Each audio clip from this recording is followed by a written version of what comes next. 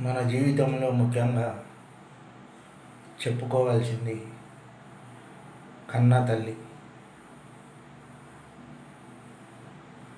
దేవతకు ప్రతిరూపం అమ్మ.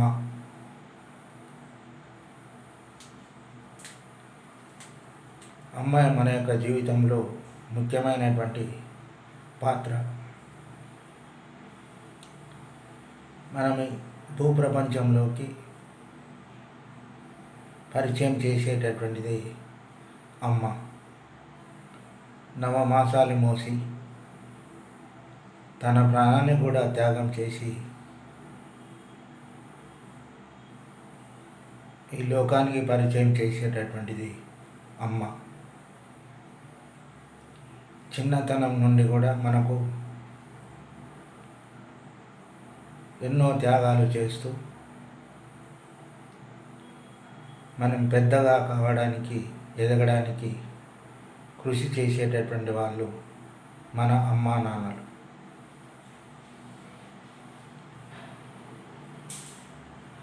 వాళ్ళ యొక్క సుఖాలను వదులుకొని మన యొక్క జీవితం కొరకు, అదేవిధంగా మా పిల్లలు మంచిగా ఎదగాలని కోరుకునేటటువంటి వారిలో ముఖ్యమైనటువంటిది అమ్మ. అదేవిధంగా అమ్మ యొక్క మనసు స్వార్థంతో లేకుండా నిస్వార్థమైనటువంటిది మా అమ్మ మనసు. అంటే పెళ్ళి అయినప్పటి నుంచి మొదలుకొని ఇప్పటి వరకు కూడా ఎలాంటి కోరికలు లేకుండా తన యొక్క కుటుంబం కోసం, తన యొక్క పిల్లల కోసం, భర్త కోసం కష్టపడినటువంటిది మా అమ్మ.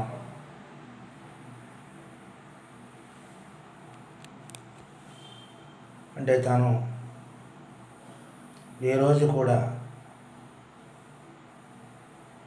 నాన్నను ఏ విధంగా బాధ పెట్టకుండా నాకు బంగారు నగలు కావాలని, నాకు ఆస్తిపాస్తులు కావాలని, నాకు పట్టు చీరలు కావాలని ఏనాడు కొట్లాడకుండా ధర్మంగా ఉండేటటువంటిది అమ్మ. అలాంటి అమ్మను మన యొక్క జీవితంలో ఏనాడు కూడా మర్చిపోరాదు. ఏదైనా కొట్లాడినా కూడా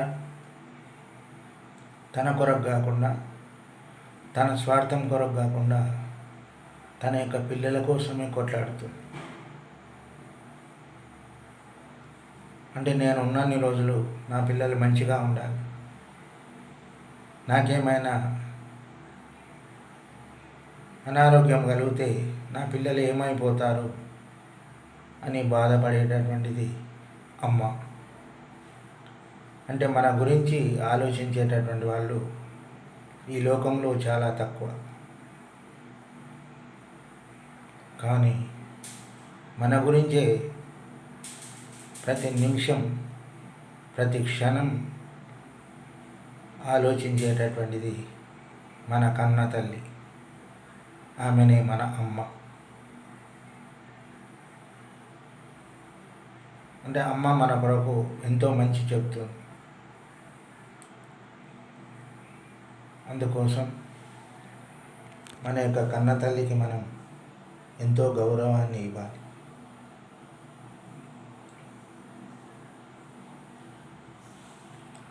కుటుంబ బాధ్యతలను మీద వేసుకొని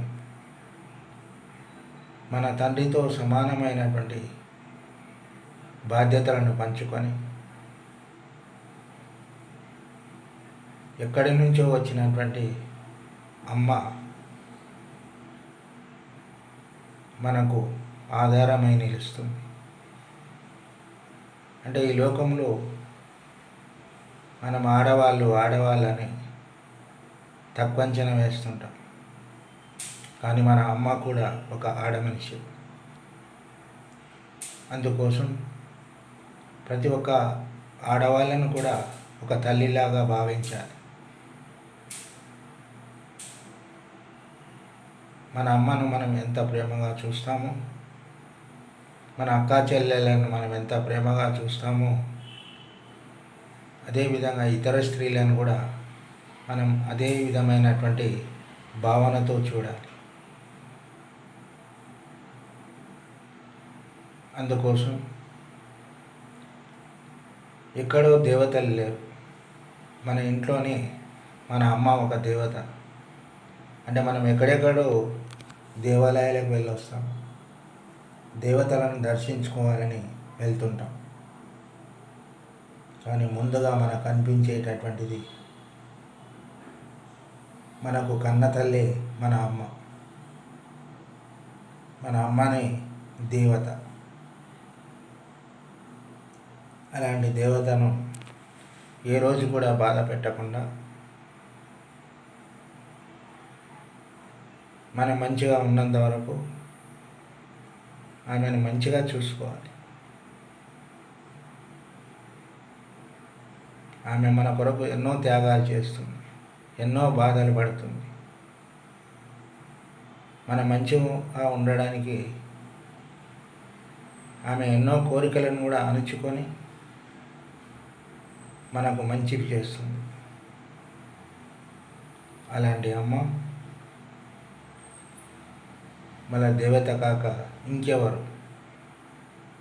ఆమెనే మన ఆరాధ్య దేవత.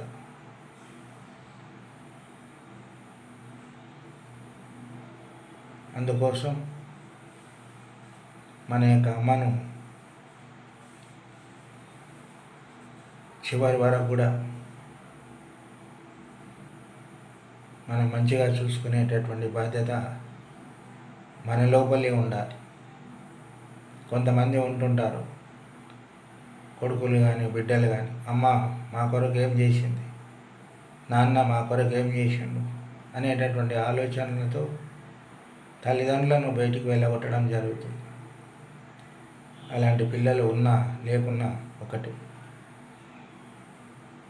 వాళ్ళు లేకపోతే మనకు జీవితం ఎక్కడిది? వాళ్ళు లేకపోతే మనకు జననం ఎటువంటిది? అందుకోసం తల్లిదండ్రులను ప్రేమించడం నేర్చుకోండి, తల్లిదండ్రులను ఆరాధించడం నేర్చుకోండి, తల్లిదండ్రులను పూజించడం నేర్చుకోవాలి. కొంతమంది చనిపోయిన తర్వాత వాళ్ళకు దండలేసి మొక్కుతారు, కానీ బ్రతికున్నప్పుడు మాత్రం మంచిగా చూడరు. వాళ్ళకు దండలేసి మొక్కి ఈ తద్దినాలు కానీ అలాంటివి అయినప్పుడు మేము గొప్ప అని గొప్పగా చెప్పుకోవడం జరుగుతుంది. అలా చెప్పడం గొప్ప కాదు. తల్లిదండ్రులు ఉన్నప్పుడు నీతి నిజాయితీలతో ఎంతో ప్రేమగా చూసేటటువంటి వాళ్ళే గొప్పవాళ్ళు. అంతే తప్ప వాళ్ళు వెళ్ళిన తర్వాత మనం ఎంత చేసినా వాళ్ళు ఇక్కడికి చూడడానికి రారు. మా వాళ్ళు ఇది చేస్తున్నారు అది చేస్తున్నారని వాళ్ళు చూడరు.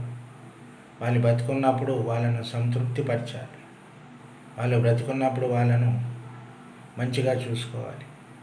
అలాంటప్పుడు తల్లిదండ్రుల యొక్క మనసు ఎంతో సంతోషపడుతుంది.